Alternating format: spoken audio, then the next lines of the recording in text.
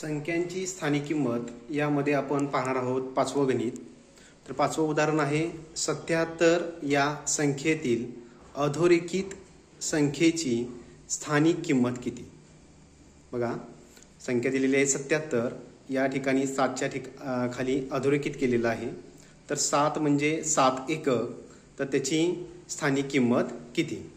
पहिलं पर्याय आहे 700, दुसरा पर्याय आहे 70, तिसरा पर्याय आहे 7A म्हणजे 7 एकक आणि चौथा पर्याय आहे 7D म्हणजे 7 दशक।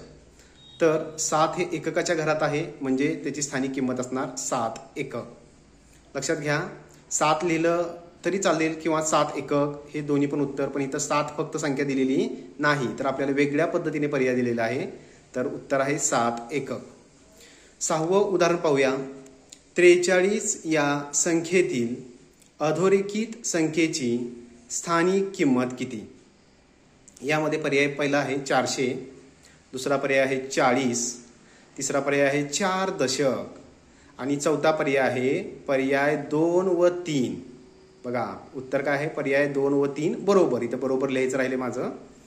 तर आता 4 या संख्येची स्थानिक किंमत किती येईल, तर 4 हे दशकाच्या घरात आहे म्हणजे 4 दशक म्हणजे 40। आता इथे या ठिकाणी 40 कुठे आहे, तर इथं 2 नंबरला आहे। परंतु जेव्हा असा पर्याय येतो, पर्याय 2 व 3 बरोबर, असा जेव्हा पर्याय येतो तेव्हा जरा विचार करायचा। पर्याय 2 कोणता आहे 40 आणि पर्याय 3 कोणता आहे 4 दशक। मग 4 दशक म्हणजे किती 40च। मग हे पण उत्तर बरोबर आहे आणि हे पण उत्तर बरोबर आहे।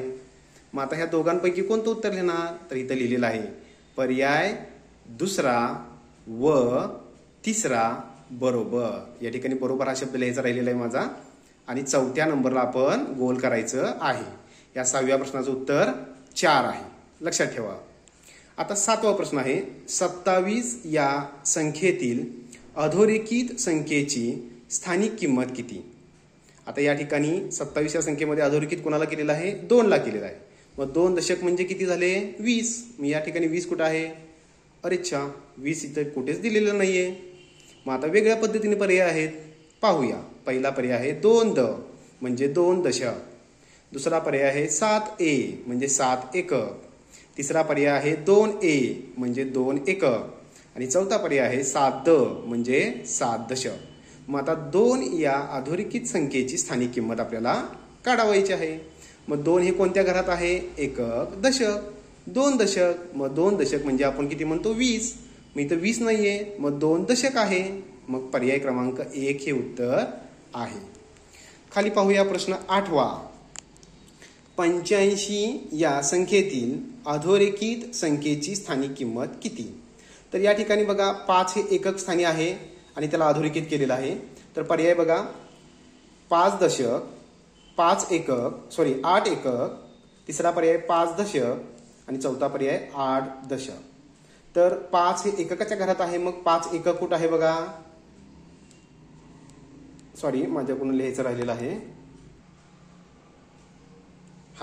या ठिकाणी बघा पहिला पर्याय आहे 5 दशक, दुसरा पर्याय आहे 8 एकक, तिसरा पर्याय आहे 5 एकक आणि चौथा पर्याय आहे 8 दशक। मग 5 हे एककाच्या घरात आहे म्हणून उत्तर येणार 5 एकक। मग कुठं लिहिलेलं आहे 5 एकक, या ठिकाणी लिहिलेलं आहे। तर या 8व्या उदाहरणाचं पर्याय आहे 5 एकक म्हणजे पर्याय क्रमांक 3 हे उत्तर बरोबर आहे। तर अशा पद्धतीने आपण संख्यांची स्थानिक किंमत यावरील ही उदाहरणे पाहिलेली आहे।